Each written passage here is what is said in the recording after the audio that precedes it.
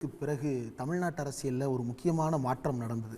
அதுக்கு முன்னாடி வரைக்கும் அம்மையார் ஜெயலலிதா இருந்த காலகட்டத்தில் ஸ்டாலின் அவர்கள் மேயராக இருந்த போதோ சரி அல்லது அதற்கு பிறகோ சரி ஒரு விஷயத்துக்கு முதல்வராகவோ அல்லது ஜெயலலிதாவை பார்க்கறது அப்படின்னா நேரில் போய் பார்த்துட்டு வருவார். ஆனால் அதை தவிர்த்து ஜெயலலிதா அவர்கள் டிஎம்கேவோட அல்லது டிஎம்கே பர்சன்ஸோட இருந்த அந்த பொலிட்டிக்கல் ரிலேஷன் அப்படின்றது ரொம்ப ரொம்ப ஆபத்தானது. தன்னுடைய சொந்த அப்பாவின் சாவுக்கு போக முடியாத அதிமுக காரர்கள் இருந்தார்கள், சொந்த அண்ணன் கல்யாணத்துக்கு போக முடியாதவர்கள் இருந்தார்கள், காதலிக்க முடியாதவர்கள் இருந்தார்கள். ஏன் இதை சொல்கிறேன்னா, அந்த பேட்டர்னை 2021க்கு அப்புறம் முதலமைச்சராக வந்ததற்கு பிறகு ஸ்டாலின் டோட்டலாக உடைச்சிட்டார்.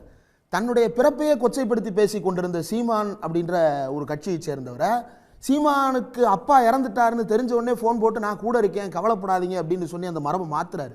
எடப்பாடி பழனிசாமி வீட்டில் ஒரு கேதம் அப்படின்னா உடனே இவர் நேரில் கிளம்பி போறார். ஓ பன்னீர்செல்வம் வீட்டுக்கு கிளம்பி போறார். இந்த மாண்பை மாற்றி இருக்கிறார். தீய சக்தி அப்படின்ற அரசியலை, ஒரு சனாதன அரசியலை இங்கே விதைக்க பார்த்த நேரத்தில் எந்த சனாதன அரசியல் இங்கே ஏற்கனவே நிலை கொண்டிருந்ததோ அதை உடைச்சு இவர் ஒரு அரசியலை புகுத்தினார். நாகரீக அரசியலை தான் விஜய் அதை டோட்டலாக மாத்துறாரு. நம்ம we should be confronting each other. நம்ம கொள்கை ரீதியாகவோ அல்லது தமிழ்நாட்டின் வளர்ச்சி போக்கு ரீதியாகவோ எதற்காகவும் நாம் சேர்ந்து நிற்கக்கூடாது.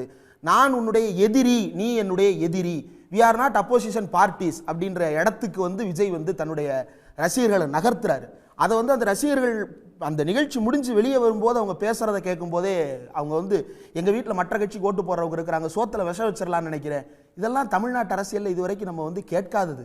ஒரே வீட்டில் அரசியலை, ஒரு நாகரிக அரசியலை நோக்கி போக வேண்டிய ஒரு காலகட்டத்தில் வன்ம அரசியலையும் வெறுப்பு அரசியலை விதைக்கிறார். தேசிய அளவில் தீவிரமான வலதுசாரி அரசியல் பரவி கொண்டிருக்கிற நேரத்தில் அந்த வன்ம அரசியலை செய்கிறார் அப்படின்றதான் இன்னும் அயோக்கியத்தனமானது அப்படின்னு நான் குறிப்பிட விரும்புகிறேன்.